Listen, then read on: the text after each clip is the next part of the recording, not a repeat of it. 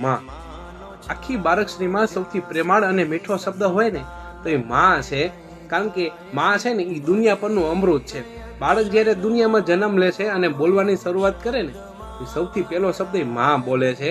કારણ કે માં શબ્દ નથી પણ એના બાળક માટે આધાર સ્તંભ છે. લોકો તો એવું કહે છે કે દુનિયાનો છેડો ને એટલે ઘર, પણ એ ઘરની અંદર સૌથી સલામત ને પ્રેમાળ જગ્યા હોય ને એ માનો ખોળો છે. દુનિયામાં માંથી મોટું કોઈ જ નથી. જળધર હોય કે જગદીશ, આ દુનિયાના માલિકને પણ જો દુનિયામાં આવવું હોય ને તો માના ખોળાની જરૂર પડે છે. માટે માના પગના તળિયાની અંદર સ્વર્ગનું સુખ મૂકેલું છે.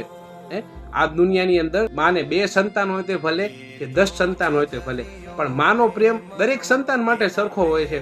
અને મા પોતાના સંતાન માટે પોતાની પ્રિય વસ્તુ હોય ને તો એ ત્યાગ કરી દે છે. કારણ કે માના તોલે તો દુનિયામાં કોઈ આવી ન શકે. માટે પ્રેમની દુનિયાની અંદર તમારી માં હયાત છે તો સૌથી અમીર વ્યક્તિ તમે છો. કારણ કે આ દુનિયામાં માત્ર નિસ્વાર્થ પ્રેમ કરનારું હોય ને તો એકમાત્ર માં છે. સાચું ને?